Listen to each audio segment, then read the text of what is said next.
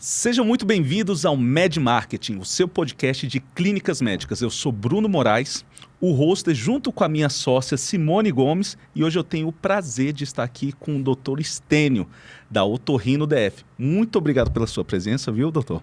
Eu que agradeço mais uma vez aí. Nossa conversa surgiu frutos, né? Já tem algum tempo que a gente vem conversando.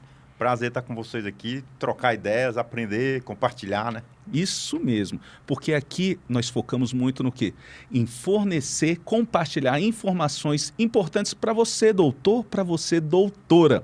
E para começar, eu queria que você falasse um pouquinho sobre você e como nasceu a Otorrino DF, para que todo mundo saiba.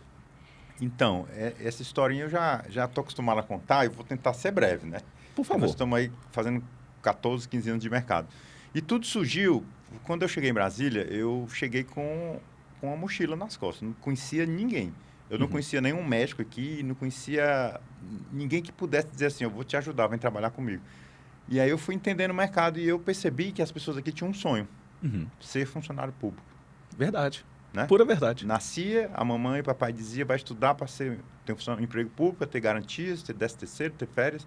Nada contra, mas aquilo ali ia de encontro ao que eu aprendi na minha vida. E aí eu disse, e agora? Pô, ser funcionário público, tá todo mundo dizendo que é bom. Arrumei 2 empregos públicos, fui para o hospital de base e para o exército. Só que isso foi intencional, para conhecer pessoas. Eu fui para o exército, eu conheci 80 médicos em 3 meses e virei amigo pessoal de 30, depois 10, Caramba. depois 5. Mas naquele momento que eu cheguei em Brasília, foi uma forma de eu adentrar no meio da saúde. E emprego público, eu fui para o hospital de base, que era um hospital na época que referência na cidade, pegar a mão, acabando de sair da residência e tal e tal. E aí me disseram que em Brasília não se trabalha com CPF, é tudo CNPJ. Tinha que ter um CNPJ para poder entrar no hospital, entrar numa clínica, receber valor de qualquer fonte pagadora. E aí o CNPJ, o que é que significa isso? E aí eu botei no Google, CNPJ, Cadastro Nacional de Pessoa Jurídica. E aí comecei a estudar sobre CNPJ. E naquele estudo eu disse, vou montar um. Chamei um amigo que tinha aquele mesmo ideal, montamos o CNPJ, começamos a trabalhar, trabalhei para um convênio X, Y, Z, e um convênio viu que a gente era dinâmico, ativo, resolvia, nos ofereceu montar uma clínica para a gente, em prol de atender só os beneficiários daquele convênio. Sensacional. E aí eu disse, cara, a primeira clínica caiu do céu para mim. Vamos montar uma clínica para mim? Aí a gente monta, mas você vai cuidar das pessoas, vai cuidar dos processos. Aí eu, pessoas, processos, fui investigar, pesquisar, e aí me inscrevi em pós-graduação, fiz FGV, fiz Dom Cabral. E aí fui entrando nesse mundo da gestão e comecei a gostar. E aí vi que era ali o meu negócio. Larguei os 2, aí tive filhos gêmeos no primeiro ano que eu estava aqui já, primeiro para o segundo ano. Caramba, bicho, DNA bom, hein? E desses filhos gêmeos, foi dizer, eu preciso de tempo para eles, mas não posso deixar de trabalhar. Eu larguei os 2 empregos públicos e fui focar na parte privada. E nessa de focar na privada, estudando, entendendo, estando do lado de gente boa. E aí eu sempre falo que é o mais importante, é você estar com uma equipe boa. Rodeado de pessoas que agregam de verdade. Você não pode ser o melhor da sua equipe. Se você for, você está no teto, já bateu, e aí? Não cresce. Então, pessoas boas ao seu lado para somar a equipe e deixar as pessoas evoluírem. Aí eu comecei a aprender plano de carreira, como é que eu retenho talento, o que é RH, como é que eu monto equipe, como é que eu motivo, como é que eu bonifico. E aí fui estudando, e até hoje eu ainda estou aprendendo. Eu não estou longe de chegar onde eu quero, entendeu? Então, tudo começou quando eu tive que montar uma CNPJ, montei o nome de uma clínica na época, que era um nome da minha cabeça, devia ter contratado uma empresa para fazer um brand, para ter uma marca que as pessoas soubessem falar, que as pessoas enxergassem como uma marca, e isso é importantíssimo. E aí foi o divisor de águas da minha empresa, depois de 3 anos, quando eu contratei a empresa, na época, até lembro o valor, me cobraram R$30 mil na época, que hoje é um valor importante, imagine isso há uns 10 anos atrás. Nossa Senhora. E aí juntei sócio, cara, vale a pena gastar isso, só para o cara rever a minha marca? E aí quebrei um paradigma, aquilo ali fez a diferença. Porque eu criei um nome fácil de falar, eu criei um nome fácil de olhar e dizer isso, faz isso. É verdade. Porque às vezes o cara cria o nome da clínica XPTO, não tem nada a ver com o negócio. Cria o nome de uma clínica que, visualmente falando, não remete à marca, não remete ao que ele faz. Ou então restringe muito, né? Restringe. Então, assim, a primeira ideia era ter uma clínica com o meu nome, né? Porque todo médico gosta. Comum, né? Clínica fulano de tal. Clínica fulano de tal. Aquilo ali personifica. É. Não está errado, mas é o propósito dele. eu sou o médico que o nome da clínica é o meu nome, ok. Mas sua clínica nunca vai crescer, nunca vai escalonar. Quando você botar outro médico para trabalhar lá, ele não vai ficar confortável em ter o seu nome na logo da clínica. Então, isso tudo a gente tem que pensar antes do que a gente quer, né? É o propósito da empresa. E aí, quando você fala assim, se ninguém sabe onde quer chegar, né? Qualquer caminho basta. Qualquer caminho basta. Então, assim, quando a gente consegue vislumbrar 10, 20 e 30 anos, você foca naquilo ali e aí as coisas vão começando a surgir. Pô, muito legal. Além desse primeiro desafio que você teve, que foi saber que era o CNPJ, quais foram os principais desafios no início da Otorrino? Então, o principal desafio no início era entender sobre a questão das pessoas que trabalhavam com a gente, do propósito. Uhum. Hoje, se eu fosse montar, eu sempre falo assim, eu li um livro que fala, o que você faria há 10 anos atrás? Então, hoje, o doutor que está montando a clínica, se eu fosse falar para ele uma dica, esteja cercado de sócios com o mesmo propósito. Perfeito. As pessoas querem chegar no mesmo objetivo e se tiver que mudar a rota, as pessoas estão preparadas para mudar a rota? Dispostas, né? Dispostas, porque é a história do barco que você está remando. Você está remando. Se está todo mundo remando na mesma velocidade, esse barco ele tem uma velocidade de cruzeiro. Vai embora. Mas quando o remo começa a pesar mais para um lado do que para o outro, às vezes não combinaram. É porque a vida da gente tem muitas deslizes. Às vezes você tem que morar em outra cidade. Às vezes você tem que dar uma atenção maior em casa. Às vezes você tem um filho. No caso da mulher que tem que dar uma dedicação para o filho. Às vezes tem um emprego público. E o barco não é mais remado com aquela velocidade. E aí começa a ter os conflitos. Porque não foi o combinado. A gente montou uma CNPJ há 20 anos atrás para emitir nota para o convênio. Uhum. Eu emiti tanta nota que eu tive que profissionalizar. Agora, eu estou tendo que ter uma empresa com um compliance e com um acordo de acionista robusto e com a política de governança. E eu preciso investir nisso. Ah, mas a empresa está bom, não precisa crescer. Naquela época era aquele propósito. Sim. O propósito, visão e valores, que a gente às vezes acha que é clichê, né? Que é só um preenchimento de quadradinho. É só um preenchimento. Né? Na verdade, isso aí é a raiz, é a base. Porque às vezes muda mesmo. A minha visão era de 5 anos, agora eu tenho uma visão de 10. Então, e se muda de sócio também, né, doutor Stênio? Às vezes você tem um grupo de sócios que vocês têm uma visão. Sim. Esse quadro societário ele pode mudar em algum momento. E aí as visões vão mudando também. E você tem que se readaptar. Perfeito, né? Exatamente. Ontem eu assisti uma aula de acordo de acionista, uma aula de compliance e de LGPD. E aí, assim, é empresas de outro nível, mas que a gente tem que começar a pensar nisso. E aí ele perguntou, eu vou falar aqui uma coisa que é comum a todos vocês. Quem não vai morrer um dia? Aí todo mundo levantou a mão. Eu vou morrer um dia. É comum a todo mundo morrer, né? Mas está escrito no contrato que se eu morrer, a minha esposa não pode trabalhar aqui? Que o meu filho não pode exigir uma remuneração mensal que eu tiro hoje? Porque hoje eu sustento minha família com o meu trabalho. Sim. Se eu chegar a morrer amanhã, a minha esposa ela precisa dessa mesma fonte, porque ela mantém um padrão do que eu ganho. Mas o meu sócio vai aceitar pagar para ela essa minha receita, uma vez que eu não estou produzindo? Não vai. E nenhuma empresa consegue fazer isso. Então tem que estar escrito, se chegar a faltar, tem que ter um seguro que vai cobrir essa cota, que vai pagar a família, e a família não terá acesso à administração da empresa, porque a família não é médica, a família tem outra profissão. Só que isso parece meio lógico, mas tem que estar escrito. O básico, o óbvio precisa ser dito, né? E é isso que você falou agora, é uma frase que eu tenho adquirido no meu vocabulário, é que fazer o básico bem feito, você já está na frente de muita gente. Total.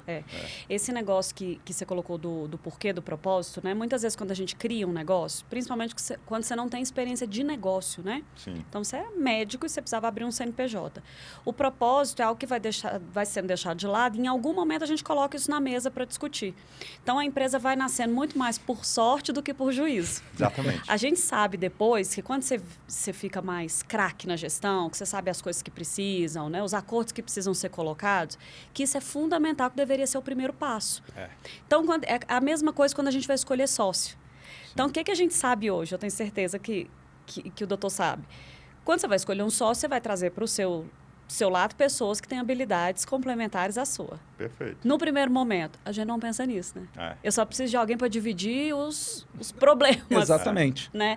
Preciso ter mais lucro, dividir custo, mas não pensa qual é a aptidão que aquela pessoa vai trazer pro negócio.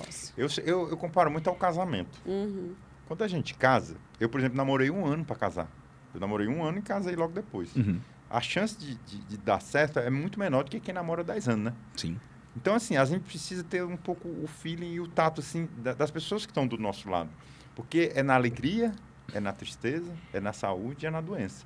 A gente conhece as pessoas para montar a sociedade na alegria. Sim. Vamos se juntar para dar certo. Mas, se der muito certo ou se der errado, isso não foi combinado. E dinheiro é uma coisa que as pessoas enxergam de um modo diferente. Eu sou de uma teoria que no meu caso de pensamento, que sou empreendedor, que não gosto muito de planejar, e aí é meu ponto fraco, eu gosto muito de ousar. Executar. De executar, e aí eu preciso de alguém planejador que some comigo. Então, essas coisas têm que ser alinhadas, entendeu? A balança, né? A balança, porque senão, às vezes, eu sou meio louco, vou embora, monto 10 hospitais e depois vejo o que é que dá. Aí o planejador, não, monta só 2, não vai pro 10. Ah, não monta nenhum não, tá bom. Então, eu tenho que ver a pessoa que né? Então, o casamento é mais ou menos isso. O pessoal fala que a gente conhece a mulher depois que separa. Caramba. Então, será que eu conheço meu sócio depois que separa? Então, isso são subsídios que a gente tem que ter no nosso tato de quem quer que eu quero que esteja do meu lado. E Bruno, não é errado a pessoa pensar diferente de você. Não, com certeza não. Aliás, é bom. Eu tive dificuldade, às vezes, de querer que as pessoas pensassem igual a mim durante muito tempo. E eu ficava chateado. Pô, mas como é que o cara não enxerga isso? É lógico. Se eu fizer isso, vai fazer isso, vai dar certo, tá dando certo. Mas não, a gente tem que aceitar o cara como ele pensa. O cara monta uma empresa, o que é que a maioria dos médicos fazem? Se juntam, fazem como se fosse um condomínio. Ele divide conta. Tu paga a água, paga a luz, a gente divide o aluguel, o que sobrar a gente divide. E leva tudo para casa e deixa o caixa da empresa vazio. É errado? Não, é o modelo deles. O que chateia, às vezes, é mudar o modelo, mexer no time depois que está ganhando, né? E isso contraria. Então, por isso que tem que ter um acordo bem certinho. E aí tem outras empresas, não. Eu falei um podcast semana passada sobre fluxo de caixa, sobre DRE, sobre valuation, sobre EBITDA. Então, são assuntos que, para a classe médica, são assuntos, assim, que não cabem. São estranhos para eles, porque muitos não procuram nem saber, né? Aí contratam um financeiro, contratam uma empresa de fora, para falar do assunto, mas a pessoa não entende. E aí, como é que eu vou discutir uma coisa que eu não entendo? Terceiriza, né? Vou terceirizar. A gente pode trazer, inclusive, para o marketing, né? A mesma coisa. Sim. Né? Então, eu não quero saber disso, contrato uma empresa, a empresa vai executar e pronto. Mas eu sempre falo, né? Eu sou mineira, minha mãe era mineira também, falava... Ela ia me ensinar a cozinhar, né? Eu falava, não quero aprender, eu vou ter gente que cozinha para mim. Ela falava, não quero que você cozinhe, mas eu quero que você saiba o que tem que ser feito. Funciona. Porque senão você não consegue pedir, não consegue gerenciar. Então, isso vale para cada um dos quadradinhos de um negócio. Exatamente. Então, você não precisa se aprofundar, né? Ser um expert em todos eles, mas você precisa saber mais ou menos o que está acontecendo, o que você vai pedir. Exatamente. Né? Eu falo, para a gente falar do marketing, né, que é o foco, assim, da parte de gestão, eu sempre falo que esses conceitos básicos de financeiro, de contabilidade, de pessoas, RH é um tripé importantíssimo dentro da empresa. Se você não sabe o que significa plano de carreira, se você não sabe o que significa retenção de talentos, se você não sabe o que significa clima organizacional, cara, isso, a gente está numa era que as pessoas, essa turma de gerações mais novas, eles não é mais currículo, eles não querem mais CLT, eles querem prestar um serviço pontual. Se você não tem na sua empresa um mix de... o podcast passado perguntaram, é melhor contratar alguém com pouca experiência ou com muita experiência? Depende. Para qual setor? Meu setor de inovação, se eu botar um cara de 60 anos que está estabilizado, está pensando em aposentadoria, meu setor vai ficar parado, não vai inovar. Se eu estou em inovação, quero montar uma startup dentro do meu negócio, que é algo que eu estou levando à tona agora, eu tenho que botar quem? A turma que está saindo ali da faculdade fervendo. Exatamente. E colocando um unicórnio assim na frente para ele olhar que ele pode chegar lá e dando incentivo, estímulo. Fez, ganhou, fez mais, ganhou mais. E o cara vai naquele apetite. Tem que ser gente de gerações mais novas, né? Exatamente, que é a remuneração emocional, né? Exatamente. Porque ele fica, quanto mais atiçado, com mais tesão de fazer algo, maior é o resultado também. Exatamente. E trabalhar em equipe não é algo tão difícil hoje em dia para eles. Tanto é que se você pegar as redes sociais hoje, uma das maiores é o Discord, que é o quê? Uma comunidade para falar por áudio. Sim. Onde todos se ajudam. O Midjourney, por exemplo, é isso que você pede para o robô, mas como é que começou? Justamente todo mundo se ajudando. Perfeito. E já falando entre se ajudar. Relacionamento com o paciente, doutor Stênio. Vamos lá. Vamos lá? que é primordial para você como um gestor, que a gente está falando sobre vários assuntos interessantes aqui, ele começa desde onde? Desde a ligação telefônica, do oi no WhatsApp? Como é que funciona o relacionamento com o paciente? Então, a gente está numa era de robotização, de automação, né? E tem muito a funcionária, o colaborador do call center que manda mensagem pronta, aquele texto... Script pronto. Assim, é complicado falar que isso não funciona, mas isso tem que se ter um mix dentro da empresa e selecionar qual público que eu vou tratar de qual forma. Sim. Eu, por exemplo, tenho um lead de R$50, um lead de... Falar em números para ficar mais fácil. Sim. De R$300 de ticket médio e tem um ticket médio de 40. Uhum. Eu posso tratar os três da mesma forma? Não devo. Por quê? Porque eles esperam um tratamento diferente. Exatamente. Entendeu? Aí a pessoa fala, mas tu tá discriminando. Não, é porque dentro do meu negócio eu tenho tickets médios diferentes. Claro que o ideal seria tratar todo mundo na mesma régua para cima. E públicos Só diferentes. que isso custa caro. Uhum. Então, assim, eu não posso ter um profissional de gabarito que trata uns pacientes de alto ticket tratando uma ligação que é para perguntar se eu atendo o plano tal. Uhum. Então, assim, a porta de entrada, teoricamente, seria... A gente tem um call center profissional hoje que trata esse lead, mas eu preciso segmentar. Sim. E como tratar esse cliente? Da parte operacional. Da parte do médico, aí eu sempre falo que a jornada do paciente é quando ele começa a pesquisar e termina quando ele opera, vai para casa e eu me relaciono com ele no pós-venda. Uhum. Então, essa jornada, dentro dela, existe o elemento médico, que é a pergunta que eu acho que vale a pena a gente falar, do que é que o médico pode fazer por isso. Porque se o médico não encantar, Sim. toda a jornada ela é destruída. Porque ele é bem atendido no telefone, ele marcou no dia que ele queria, atendia o convênio dele, marcou na unidade dele, tinha o horário que ele queria, a recepção tratou ele bem, só que o médico chama ele pela senha, ou o médico está chateado no dia porque está de plantão, está cansado, e o jaleco não está legal e está atendendo de qualquer jeito, e aquilo ali é um balde de água fria. Então, assim, tudo é complementar. Mas o médico é como se fosse o ator principal do filme, né? Perfeito. Então, ali, a relação médico-paciente, ela tem que ser cultivada, preservada. E aí se fala muito em empatia, né?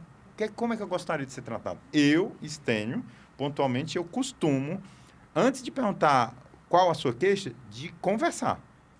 Você faz o quê? Trabalha onde? Qual é o seu dia a dia? Qual é o seu hobby? E eu anoto. Uhum. Primeiro minutinho da consulta, eu procuro escrever aquele hobby. Por quê? Porque no retorno dele, eu volto a falar como foi a sua viagem de esqui? Como foi aquele campeonato que você foi? Perfeito. E aí eu gero uma conexão. Quando você conecta com a pessoa, e aí serve para tudo, não é só para médico. Quando você conecta, é igual você vai no padre se confessar, você fala a verdade, né?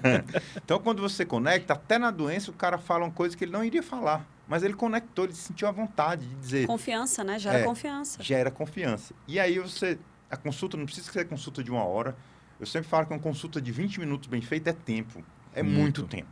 Contanto que você examine. O paciente chega no consultório hoje, o médico ele é muito pontual de dizer que está com dor de ouvido, ele vai olhar o ouvido que está doendo. Então, olha os dois, olha a garganta, escuta o pulmão. Eu atendo muita senhorinha que eu escuto o pulmão, sabe o que é que ela diz? Doutor, faz uns 5 anos que ninguém nunca escutou meu pulmão. Aí eu, por quê? Não sei, os doutores de hoje não olham nem na minha cara. Então, assim, eu acho que a medicina, o médico, a gente está entrando numa crise de profissão, de comodização. A gente está virando um commodity. Daqui a 5 anos, teremos o dobro de médicos que a gente tem hoje. E o mercado funciona como uma balancinha, oferta e procura, que a gente sabe. Então, está surgindo muito médico, muita faculdade, e aí está trazendo gente também descomprometida. Acaba que nivela por baixo. O mercado, ele nivela. Ninguém engana todo mundo o tempo todo. Então, assim, o cara que saiu da faculdade, tem boa aparência e fala bem, tem uma oratória boa, ok, ele se mantém, vai no Instagram, está até se fazendo denúncia de médicos virando... Influencers, né? Influencers aí com tantos mil seguidores. Então, assim, é um problema também, porque quem não faz está se sentindo incomodado. Aí você pergunta, você acha que o médico deve fazer Instagram? Tem que fazer. Sim. Tem que fazer. O marketing hoje tem que fazer para poder se manter no mercado. Não precisa ser um influencer desses que promete coisas, né? Milhões e promete coisas, mas precisa estar no play, né? Então, vamos aproveitar esse gancho, que é muito importante, que é a parte que a gente está falando de clínicas, e agora a gente começou a entrar um pouquinho na parte de autoridade médica também, né? Sim. Que é importante porque, a partir do momento que você falou aqui, se relacionar verdadeiramente com o seu paciente, você gera conexões. Sim. Mas a conexão começa antes de te conhecer também. Com certeza. Porque eu sei que você gosta de esquiar, assim como você sabe que eu gosto de jogar bola. Então, quando a gente vai conversar já com o paciente, você já tem esse feeling também, você puxa dele, extrai o melhor, ele começa o quê? Começa a te seguir. Ele se identifica com você. E ele acaba se tornando até um embaixador do médico ou da marca. Sim. Não é verdade? Eu tenho a teoria do um paciente que gostou de você, ele vai lhe indicar mais 2. Um que não gostou, ele vai contraindicar 10. Então, essa conta, ela não fecha. Uhum. Então, assim, O esforço é muito maior para você se conectar. Isso tem que estar intencionalmente mentalizado em toda consulta. Toda vida que eu atendo um paciente novo, eu olho para ele como um potencial paciente de longo prazo. Perfeito. Quando eu penso isso, eu trato ele mais do que eu deveria. Assim, eu forço tratar bem. Não é forçar a palavra correta. É assim, eu me policio de dizer, eu vou fazer questão de tratar ele bem. Por quê? Porque é oportunidade que está surgindo. E eu falo que os médicos eles estão perdendo um pouco esse senso por conta de velocidade, tempo de consulta, de produtividade. Não podemos perder isso. Eu acho que o médico é uma profissão, a medicina é uma profissão que as pessoas confiam. Eu estou falando da minha doença, estou falando da minha saúde, estou trazendo a minha família. Então, a gente não pode pecar com isso. Exato. Entendeu? Você está se expondo, né? Você está num ambiente de fragilidade esperando que a pessoa te acolha, né? Com conhecimento dela, que é tão importante quanto. E aí você falou de conhecimento, né? E tem uma questão que é o seguinte, hoje, inclusive com o advento das redes sociais cada vez mais forte, né? E aí vem essa matéria que saiu esses dias falando sobre os médicos influencers. O que a gente ouve é que o conhecimento técnico apenas não é suficiente. É como se fosse sua obrigação. É sua obrigação ser bom tecnicamente, né? E não adianta sapatear porque o colega que tem menos experiência está se destacando nas redes sociais. O que você pensa sobre isso? Então, eu ia falar nesse assunto do currículo atrás da parede. Eu uso muito isso porque o que acontece? Nós somos de uma geração que a gente vai pegar desde da televisão preta e branca até a não mais televisão, né? Então, acho que a nossa geração ela é para-raio de muitas coisas. São muitas informações, né? Quando eu fiz a minha residência, o médico sentava e atrás tinha os currículos. Doutorado, mestrado, fiz isso, fiz aquilo. Até quando eu cheguei em Brasília, em 2010, tinha isso. Hoje não se tem mais. Por quê? Por conta de que você está falando. Isso é básico. Se um cara me procurou, me confiou uma cirurgia de um filho, alguma coisa, ele já sabe que eu fiz uma residência boa, que eu tenho boas indicações e tudo. Só que eu falo dos soft skills. O médico ele tem que ter habilidades a mais do que isso. Isso aí virou o pré-requisito do currículo. É igual a contratação lá em RH. Antes eu contratava pelo currículo, demitia pelo comportamento. Hoje eu contrato pelo comportamento e demito pelo comportamento. Então, assim, o currículo... É básico, é não basal. Base. Às vezes é até bom que o currículo seja cru, para não trazer outros... Porque você modela, né? Mas a questão do médico, a autoridade do médico, a formação é importante, ok? Mas, por exemplo, eu tenho muito escutado em Brasília que os alunos não querem mais fazer o UNB, medicina. Eles passam no UNB, passam no particular e preferem particular. E isso, na minha cabeça, eu ainda estou assimilando, porque quando eu me formei, eu teria que fazer universidade federal, porque embutiram na minha cabeça, não só pelo custo, mas o federal sem a faculdade, reconhecimento. Até isso está mudando. As pessoas não querem mais só a federal. Está muito politizado, tem muita má influência. Demora muito, às vezes, para se formar. Demora, muita greve. As pessoas querem, se tiver a faculdade se alguém inventar uma faculdade de medicina de 4 anos em horário integral, de manhã, de tarde, de noite, eu tenho certeza que todo mundo vai querer fazer lá. Tá? Todo mundo está tendo mais aquela paciência. Então, assim, o soft skill são os comportamentos do médico, a maneira dele entender de pessoas, de como eu me conecto com o meu paciente, de como eu me relaciono. Uma certa ocasião dentro da clínica, a gente criou uma possibilidade de a gente dar o telefone celular para todo paciente cirúrgico, que parece óbvio, né? Você vai operar comigo, eu vou te dar meu celular. Alguns colegas não queriam dar, porque o paciente ia incomodar à noite. Meu Deus. Entendeu? Não queria agendar retorno dentro do prazo, queria tirar do... Então, assim, gente, a gente, obviamente, eu falo que dinheiro é bom, todo mundo gosta, a gente trabalha para ganhar. Só que ele não pode virar causa, ele tem que ser a consequência. Tudo que a gente faz bem feito, consequentemente, eu vou ser remunerado por isso. Eu não posso começar meu mês pensando na minha remuneração, enxergando a pessoa como um cifrão, enxergando uma coisa como um valor. Então, isso é consequência. Então, a gente não pode inverter esses valores. Eu gosto muito de falar que hoje tudo está digitalizado, mas nada substitui o fator humano. É. Nada. Desde o atendimento que a gente falou dos robôs, até quando tá. Você escuta isso, que o robô vai substituir muitas pessoas? Toda hora. Mas vai substituir quem? Quem faz trabalho de robô. Exatamente. Então, assim, se o médico começar a fazer um trabalho de robô, mecânico, ele vai ser substituído também. Inclusive, se você botar no GPT todo o seu hemograma, tudo o GPT já te fala. Já te falo. E fala com maestria ainda, ou seja, não vai substituir, porque você tem que saber interpretar cada caso. Essa história de exame, você sabe que tem um valor de referência, né? Sim. Você faz um hemograma e lá embaixo tem valor de referência. E os pacientes, obviamente, que vão ler o valor de referência e já conseguem dizer se está certo ou errado. Mas aquele valor de referência é um valor para a população do sexo tal, da idade tal, numa média tal. Se o cara possui uma doença tal, o valor é outro de referência. Então, assim, até nisso, a gente tem que falar para o paciente, olha, não se baseia no valor de referência. Eu passo uma receita, eu mostro para o paciente, vou item por item lendo com ele. Circula aqui, tem alguma dúvida? É assim que toma, é assim, repete que você entendeu. Então, assim, essa conexão tem que ser feita, para o paciente até se sentir mais seguro. Agora, o médico tem a receita pronta. Já imprime, já está até impressa. Eu já fui, tira da gaveta. Eu já fui com parentes meus, em algum médico, o cara já puxou a receita pronta. Tem 3 tipos de receita, tal. Gente, aí eu acho que a gente está se permitindo que a profissão vá ladeira abaixo mais rápido. Já está indo, mas mais rápido ainda. A gente tem que valorizar o nosso passo, tem que valorizar a nossa consulta, tem que mostrar para o paciente que a gente está ali para ajudar, para resolver o problema dele e você cria autoridade dentro da própria consulta, a maneira de vestir, a maneira de falar, olho no olho, expressão corporal, né? Expressão corporal, a linguagem verbal é fundamental, entendeu? Então, vocês que tem que me dar uma aula disso aí também, que eu estou aqui para aprender, que eu acho que a autoridade aqui é... Doutor Estênio, o que você percebeu de diferente na sua posição como médico quando você escolheu ir para as redes sociais?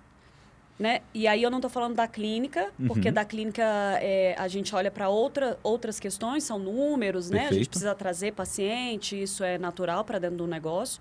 Mas do ponto de vista de autoridade pessoal, da sua expressão nas redes sociais, você sentiu diferença quando você se colocou nas redes sociais para o que aconteceu dentro de consultório, por exemplo? Então, interessante. Primeira pessoa que me pergunta isso, e eu acho importante eu falar porque... Eu criei uma legião de seguidores que, assim, não é que eu sou modelo para a pessoa, porque eu comecei a postar um tempo atrás uma rotina ok. Eu fazia assim, eu tenho minha rotina diária, eu todo dia vou para academia, todo dia vou para missa, todo dia tento deixar meus filhos na escola e vou trabalhar. Então, as coisas mais importantes da vida eu faço primeiro. Perfeito. Se eu parar 9 horas da manhã, não vou poder mais fazer nada, eu já fiz o que é mais importante. O resto ali é hobby. Trabalho é hobby. Então, e aí eu comecei a implantar isso na minha metodologia de redes sociais, de postar, mas não... Inclusive, tem uma coisa que eu não posto, que é a minha religiosidade hoje. Eu não me posto dentro da igreja, eu não me posto do lado do padre, porque eu não me sinto à vontade a isso ainda. Mas muitas pessoas me cobram. Então, ir para academia, várias pessoas comentavam no meu Instagram assim, eu só fui porque eu te vi. Porque eu estava com preguiça. Tu domingo, 7 horas da manhã, tá correndo 10, 15 quilômetros por aí, eu aqui deitado aqui na do eu olhava e até o Estênio foi, eu também vou. Então, isso me motiva a querer postar. A minha intenção de postar, eu não penso muito na venda, no paciente que vai marcar a consulta porque eu estou postando. Talvez até tenha isso também, consequentemente. Mas é mais assim, a minha vida é essa, galera. Eu faço assim, tá dando certo, vamos fazer? Vamos fazer nossas rotinas, vamos ter o que fazer? Quem se conecta com você, que se conecta. Quem compartilha dos mesmos valores, vão estar ali.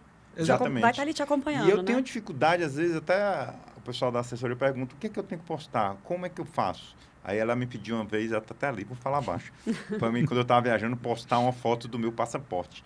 Aí eu, conversando com a minha esposa, nossa, eu vou ficar expondo a minha vida, né? Passaporte, tá viajando, nossa, esse doutor aí, o que ele tá fazendo de errado lá para poder estar viajando? Então, assim, eu também me preocupo com o que as pessoas estão pensando. Sim, e tem intencionalidade, né? Tem intencionalidade, Intencionalidade, porque tem muito médico que posta assim, o cara vem numa Ferrari, aí ele vem postando assim, médicos que ganham acima de tanto, poderia ganhar tanto, é só fazer isso, aí o cara chega no avião, posta no avião. Eu acho que é muita exposição ali, entendeu? Assim, impacta, ok. Mas não é a minha pegada, assim. Eu acho que o importante da rede social é você identificar o seu público, definir a persona que você quer comunicar e trazer para a realidade. Aí pergunto, por que Instagram de empresa não funciona tão bem como o Instagram da pessoa? Não conecta tão bem. Não conecta porque não tem a personalidade. Dali Deus está respondendo, Deus está falando, dizendo quem eu sou.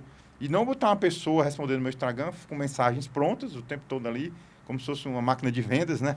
Que aí é para outro tipo de profissão, não é para o médico. O médico ele precisa mostrar ali o que ele faz no dia a dia para a pessoa conectar com ele. É uma coisa que o médico, às vezes, ignora, é a importância dessa conexão com vida pessoal, inclusive. Porque não é uma obrigação, não é uma receita pronta. Só funciona se você colocar a sua vida pessoal, né? Sim. Então, tem a sua religiosidade, que o senhor falou que não coloca tanto e tal. Mas quando a gente coloca elementos da nossa vida pessoal, então eu mostro meu cachorro, às vezes, de repente, você não mostra seus filhos, né? Mas eu sei que você tem filho, eu sei que você treina todo dia. Isso vai conectando. O que não acontece em perfil de CNPJs, por exemplo. Sim. Não tem esses elementos. Né? E é interessante porque uma coisa liga a outra. Sim. Porque a partir do momento que eu sei que o Dr. Stênio atende na clínica X, no caso vamos falar que é a Otorrino DF, eu sei que, eu gosto desse doutor. Olha como é que ele leva a vida dele leve. Ele é um exemplo. Eu confesso, exatamente. Eu confesso para você, quando você estava fazendo sua preparação pro esqui, eu fui para a academia falando assim, cara, eu até comentei com o Bruno que está ali do outro lado. Em julho eu vou para Santiago, que eu também quero voltar a fazer snowboard. Acho que eu vou copiar o Stênio. Olha aí, cara. Ou seja, o médico influencer. Exatamente. Porque não é só sobre a quantidade de seguidores. Não. Quais os valores que você está passando pela sua rede social. É ser verdadeiro. Que as pessoas estão pegando para elas. Sim. Então, quando eu vou correr, porque eu vi você correndo, você está me influenciando a fazer isso. Sim. Né? Porque muitas vezes a gente fala do médico influencer como se fosse uma coisa extremamente negativa. Depende. Tudo tem dois lados. Sim. Se você for verdadeiro, não é. Então, eu não posso dizer que você não é um médico influencer se você está influenciando as pessoas de alguma forma, seja positivamente ou negativamente. E é bom porque isso faz o quê? O CPF dele alavanca o CNPJ. Com certeza, é inevitável. A partir do momento que você tem uma clínica onde você é um dos protagonistas, é de extrema importância que você também mostre quem é você verdadeiramente. Não é ser um personagem, é ser você de verdade. E aí você me deu um insight que eu vou jogar a pergunta para vocês agora. Dentro da clínica são 40 médicos. Então a gente sabe que uma agenda de um médico, por exemplo, se eu tenho uma agenda do médico com 20 vagas, a clínica ela não consegue colocar 20 pacientes naquela agenda e manter aquilo ali por longo tempo. Eu sempre falo para o médico, é a regra de um terço. Um terço a clínica consegue. Um terço é por livre e espontânea demanda. Qualidade dele, do Instagram. Um terço é do meu Instagram da clínica, um terço é do Instagram dele e um terço é do relacionamento dele com os retornos e com aquelas indicações, um indica dois. E aí o médico, por isso que eu digo que o Instagram do médico pessoal é importante, para ele conectar com o pessoal dele. Não é para ele fazer propaganda médica. Não. Às vezes ele fala de uma doença, fala uma coisa. Porque o paciente, hoje, quem vai no meu consultório, ou já me googou, ou já viu meu Instagram, ou alguém me indicou, ou se ele chegar do Google, mesmo o cara que vem do Google lá, dos anúncios, ele quer saber quem é, por onde ele está indo. Sim. Quando a gente vai para um hotel, o que a gente faz? Pesquisa tudo. Avaliações. Quer ver as fotos, ver qual é a região, ou seja, exatamente, ele pesquisou. Com quem, né, doutor Stênio? Exato. Com quem doutor Stênio conhece? Eu entro no Instagram e falo, nossa, ele se relaciona com fulano, que eu também conheço. Amigo de fulano de tal. Isso vai aproximando. Aí eu falo pro médico, tenha o seu Instagram, tenha o seu Doctoralha, tenha a sua página no Google, porque alguém vai googar seu nome, vai cair na sua página, vai ver um vídeo seu, vai ver um depoimento de um paciente que você operou. Então, aí isso conecta um texto dele com um texto da clínica e com um texto do tratar bem o cliente. Esse cara, ele é uma receita de bolo que eu falo para ele. Se ele cumprir a receita, a agenda dele em 2, 3, 4 meses vai estar super lotado. Com certeza. Então, eu como empresa hoje, eu não me incomodo do médico sair e a montar a clínica dele. Às vezes eu acho até você sente que aquela pessoa está evoluindo na vida. Mas o que eu tenho que fazer como empresa? É tratar bem para que ele queira ficar. É dar uma agenda cheia, é dar qualidade, é dar processo, é dar equipe por trás, back-office, para ele entender que eu não vou montar, porque já fazem tudo por mim. Eu tô no teatro, eu só chego no palco para fazer a minha peça. E são perfis, tem gente que quer ser empreendedor e tem gente que gosta de executar. E tá tudo bem, tem problema nenhum. não é Então, eu verdade? tenho muitos médicos que me questionam, assim, de querer ser sócio, de querer participar. Quando tem alguém que tem sinergia e sintonia, cara, a gente não cresce sozinho. Sim. Eu sempre falo que o crescimento, a gente como empreendedor, que vocês são, a gente é muito solitário. A gente tem as nossas dores, às vezes ninguém consegue compartilhar. Porque, é o que eu falo, a gente acha, o cara cresceu, o cara explodiu, a agência de marketing dele está cheia de clientes. Mas quanto tempo ele não passa por trás trabalhando pessoas, trabalhando equipe, motivando, né? Investindo, tendo risco, falta um, falta outro, tem que acordar cedo, tem que trabalhar final de semana. Então, esse back-office é muito importante que a gente fale, que é eu tenho uma teoria dos 3 motores, o M1, M2 e M3. Um dos motores, aquela imagem dos motores engrenados rodando, um dos motores é o back-office, o outro é o médico e o outro é a equipe que vai para o campo, né? Nosso comercial que vai trabalhar. Então, isso tudo é conectado. Por isso você perguntou, a importância do marketing para o médico. Fundamental. Não tem como não ter mais. A gente está num mundo que hoje, 2 celulares para cada pessoa. Exato. Tem cidades que funcionam assim, dessa estatística. Então, assim, você vai num restaurante, está todo mundo no celular. Eu faço muito outdoor, estou fazendo agora busdoor. E as pessoas perguntam, cara, por que você não gasta tudo no Google? Aí porque é diferente. São públicos diferentes. E a gente entende a jornada, né? Vocês entendem o que eu vou falar. Eu fiz um outdoor, 2 outdoors. Como é que chama? Teste AB. Vocês conhecem o teste AB? Sim. Um outdoor tinha telefone, o outro não tinha. Qual outdoor que deu mais repercussão? Aí eu fiz uma pesquisa com as pessoas. Cara, aquele teu outdoor sem telefone estava o máximo. Porque não precisa ter telefone outdoor. Quem passa em frente ao outdoor não vai dar tempo de ler o número. Ele quer ver a marca. Ali é marca, é brand. Você Então, está fazendo awareness. Eu fiz um planejamento que eu quero que em 10 anos as pessoas pensem em otorrino, pensem no otorrino DF. Então, eu quero incutir uma marca. Então, aquela marca tem que comunicar. Igual o McDonald's. Se eu botar um M aqui do McDonald's, vocês vão sentir cheiro de hambúrguer. Então, assim, o marketing do outdoor não é para o cara ir lá e me ligar. Não é para converter. Não é conversão, porque são marketings diferentes, né? Total. Então, tem um marketing ali de conversão, tem um marketing de brand, um marketing de autoridade, o de performance. A gente tem que ter clareza. Você pode até não saber os nomes. É o que eu digo. Não precisa saber os nomes. Só me diga o que você tem de expectativa. Então, quando você, médico, fala pra gente, né, que somos agência, o que eu quero é que as pessoas daqui a 10 anos falem de otorrino em Brasília e lembrem da otorrino DF. Então tá. Então, sabemos o que tem que ser feito. Então, a gente vai fazer um marketing de branding, de marca. E para isso, a gente pode usar X, Y, Z ferramentas. E aproveitando já, então, esse gancho aqui, tá, Stan, Simone? Ainda hoje acham que marketing é fazer panfletagem digital. E, na verdade, marketing é análise de dados. Sim. Existe a publicidade onde a gente vai propagar a mensagem de N maneiras. Seja através de awareness, seja através de branding, né? Com vários tipos de estratégia, seja para a clínica ou seja para o médico. Então, a gente tem que lembrar isso, que não adianta você pegar seu Instagram lá e falar, agência, por favor, bota a agenda aberta aí toda segunda. Não vai ser isso que vai lotar a sua clínica. Não vai. Isso daí é uma ponte para que a pessoa se lembre, mas se você não fizer a construção, né, a fundação da casa bem feita, como é que você decora ela? Não tem como. E eu escuto muita pergunta assim, quanto é que tu gasta com marketing? Aí eu gosto de responder, 5% do faturamento bruto. Aí o cara, é do bruto ou do líquido? É do bruto. Por que tu não gasta 6, 7? Não, eu li já em Porter, lá quando eu fui estudar marketing, tinha que gastar 5%.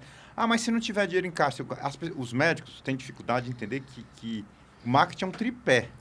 Para a sua empresa dar certo, tem que existir um marketing consolidado, um marketing forte. Não é só quando tiver o dinheiro sobrando. É por isso que... E constante, né? Eu pego muita empresa que está querendo vender, que está com dificuldade financeira, que a primeira coisa que fecha a torneira é do marketing. Que corta é o marketing. E, na verdade, era para fazer o contrário. Sim. Se o meu negócio não está indo bem, eu vou mudar minha estratégia, mas o marketing é que vai fazer a minha empresa recuperar. Exatamente. Então, assim, isso junto com a gestão interna, né? De saber todos os pontos. Eu peguei um dinheiro para pagar uma máquina, para pagar um financiamento. Deixa o financiamento ali para depois. Vai no teu marketing, refaz a estrutura, porque às vezes, tudo bem, o Google não está bom para ninguém, está caindo para todo mundo, mas qual é a outra estratégia? Eu vou fazer uma ação na escola, eu vou fazer uma ação pontual. Parcerias, uma parceria com tal, eu vou numa operadora, eu resolvo com um convênio, uma negociação aqui diferente.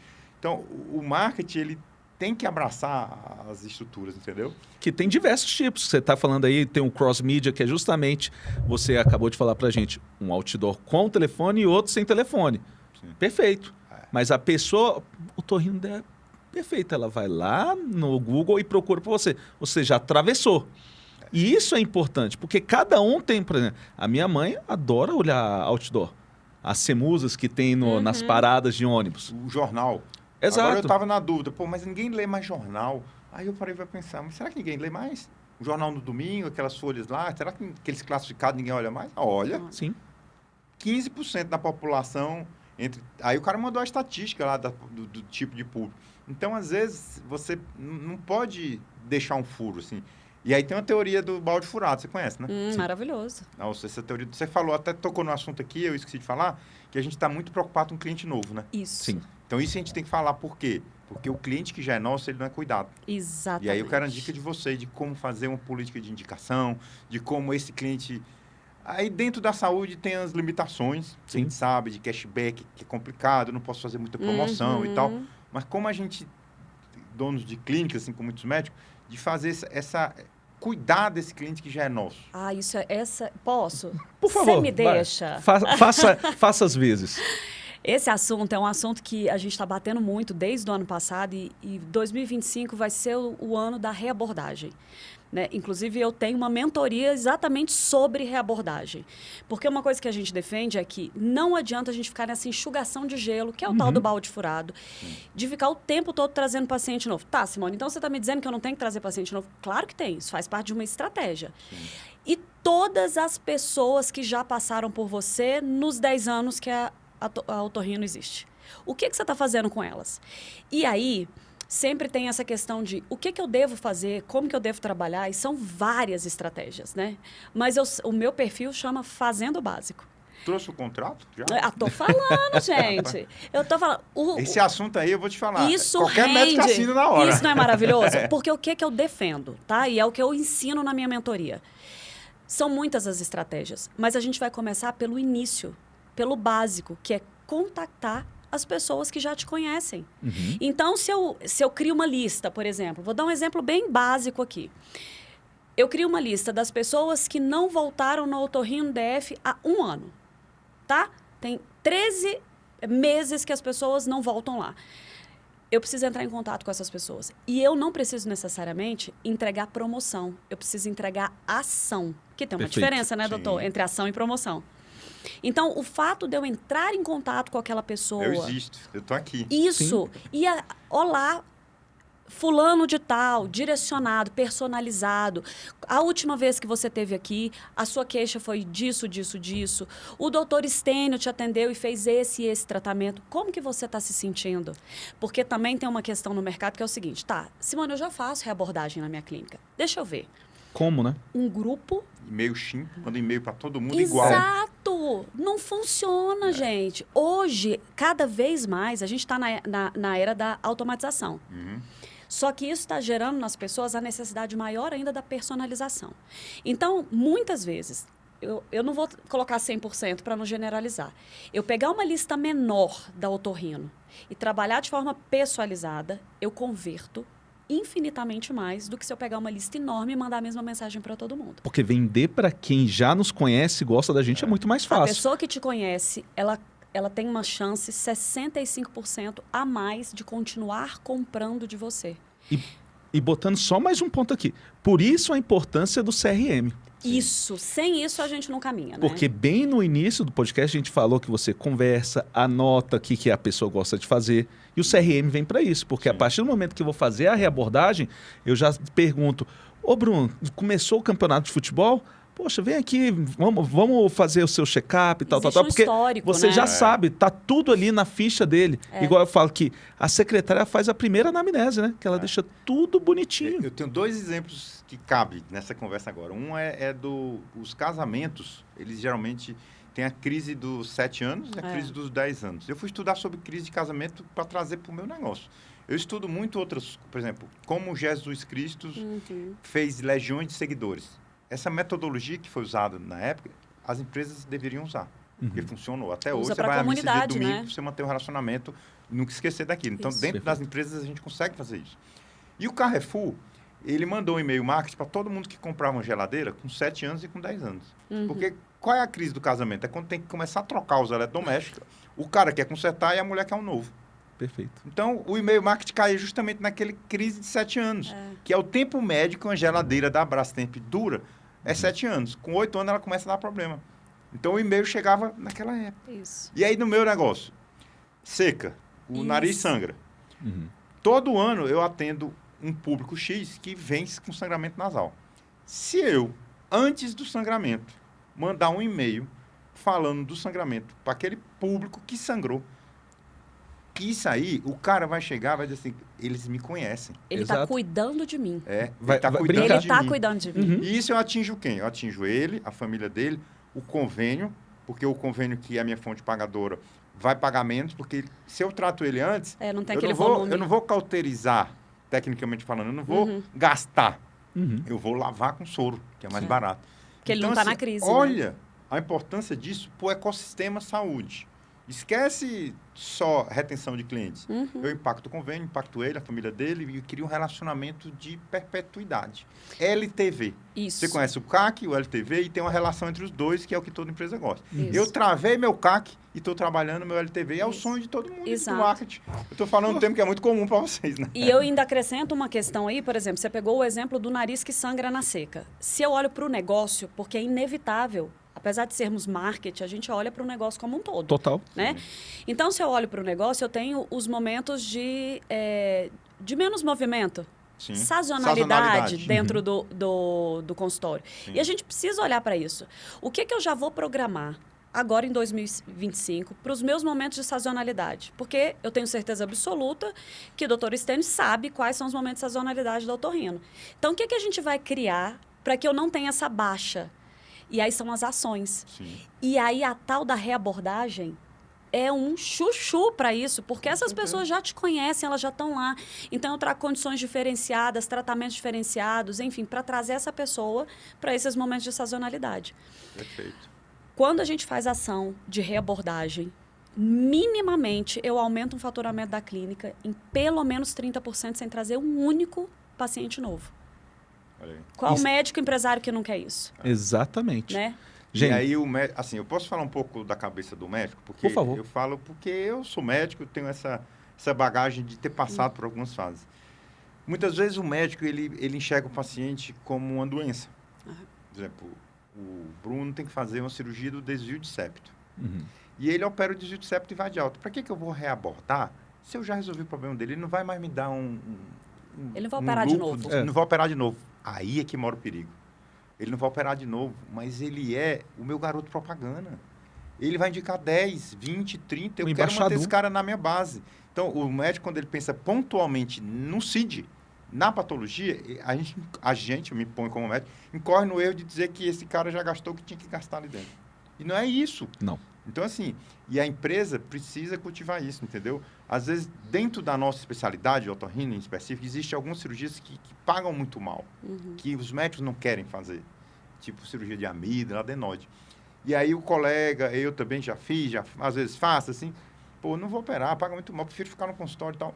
Mas, às vezes, é um pagar mal que é uma mola propulsora para outras coisas. Sim, porque... Às vezes você identifica ali uma criança que está sofrendo. Não paga mal, tudo bem, vou fazer. E aí essa criança começa a te indicar a amiguinha da escola, o pai, o tio, a avó. Quando eu vejo com 3 meses, eu disse, olha ali, não dei nada por aquela cirurgia, por nada. Efeito manada. Feito manada. Então, quem está começando, a turma nova e tudo, assim, a gente não pode estar pensando só na remuneração. É importante, todo mundo gosta, mas é consequência, né? Então, vamos tratar bem, fazer o que tem que fazer. Tratar bem ali, a conexão com o cliente é o que faz a vaca leiteira, né? Ali, total. Uma coisa também que eu gosto de colocar na mesa, que tem muito a ver com o trabalho de marketing de clínica, é mensurar dado, né? Sim. Porque que é o mais importante. Mas é uma questão que está sempre... Não é tão comum entre os médicos. Então, por exemplo... Algumas coisas são mais óbvias da gente mensurar, né? Então, se você está gastando X num tráfego de Google, por exemplo, eu consigo saber quantas pessoas estão chegando por lá, eu consigo calcular um CAC e tal. Mas, por exemplo, eu tenho esse histórico desse menino que você operou a amígdala, por exemplo, e depois ele foi me trazendo outras pessoas. eu não consigo, eu não mensuro isso, eu não me preocupo em olhar para esses retornos. Sim. Isso tudo é CRM, né, Bruno? CRM. Total, porque aí você sabe. Quem Indicação indicou? Veio de quem? Onde? Porque se a primeira pessoa que foi lá veio proveniente, seja uma campanha de Google, de BuzzDor, e a outra veio por indicação dela, ou seja, só complementa que seu marketing está no caminho certo. E isso é importantíssimo, que hoje a gente está numa era onde só vale se mandar mensagem pelo Instagram, que é ficar olhando a grama do vizinho. E eu falo que isso é um dos maiores erros. Esquece a grama do vizinho. Olha para a sua, faz seu jardim ficar florido, mas esquece o do próximo. Benchmark é uma coisa, inveja é outra. Me perguntaram uma vez, se você fosse montar uma farmácia, você montaria onde? Eu, na Rua das Farmácias. Você é louco? Tá cheio? Aí, o que eu quero dizer com isso? A gente foi a primeira clínica a funcionar domingo a domingo. E aí outras empresas vieram depois.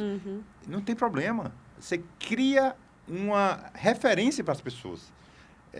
Essa história de alguém tem que perder para alguém ter que ganhar não existe. Tudo se ganha. Exato. Se um concorrente faz a mesma coisa que eu, parabéns para ele, que ele tenha mérito de manter aquilo. Porque isso cria uma identidade no serviço, uma autoridade. Otorrino mesmo, ninguém sabe o que o otorrino faz. Especialidade...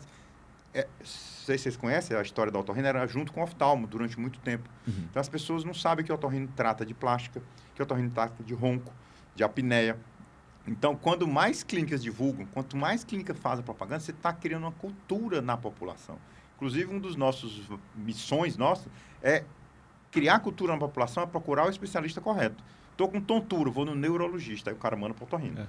Vai no cardiologista, aí manda para o otorrino. Então, o otorrino trata disso. Que é o otoneurologista, não é isso? Otoneurologista. Então, dentro da otorrino, a gente tem várias especialidades. Então, assim, concorrência, para mim, eu acho positivo. Sim.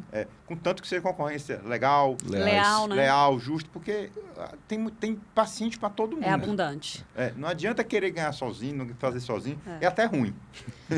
A gente levando para a autoridade, quando a gente fala em concorrência, se eu coloco 2 otorrinos, né, falando na rede social, por exemplo, um público vai se conectar com um e outro público vai se conectar com outro. E tá tudo bem. Né? Então, ainda que eu coloque os 2 na mesma medida, os 2 tecnicamente são tão bons quanto. Sim. Né? Mas eu gosto do tom de voz do Dr. Stênio, eu gosto da forma que ele trata o paciente, eu me conecto com os valores dele, ele é cristão, também sou cristão. E aí... É isso aí. Então, cada um tem o seu público, tem as pessoas que se conectam. Exatamente. Vale pro marketing também. Né? Gente, o papo tá bom. Já passamos mais de 1 hora aqui falando sobre gestão, sobre marketing.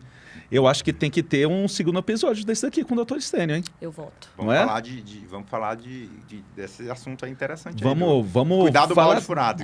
Exatamente. Tá?